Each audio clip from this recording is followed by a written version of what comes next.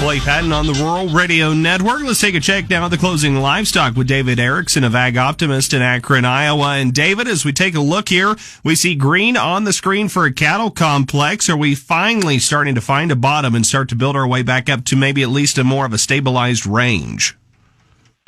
Yeah, I would say today was a really good day for the cattle complex overall, Clay. And, this type of action that we've seen would suggest some bottoming type action. But, I wouldn't say we're quite out of the woods yet.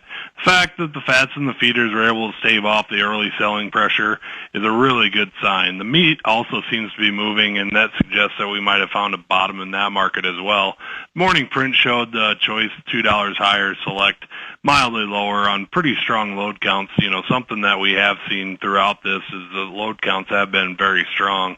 Fats and feeders were both able to get above their 10-day moving average, with the feeders hitting their head on their 20-day moving average. Moving forward, I think this is going to be the next obstacle, and I think that's the most important thing that we need to be watching to see that we've put a bottom into this market. Lastly, I'd like to speak briefly on the cattle and hog imports. The United States has always imported some, from Canada and Mexico on the beef side and, Canada on the hog side of things. This year, we're on pace to import more than we've had in recent years, and I think this is due to a couple things, to kind of fill a production gap.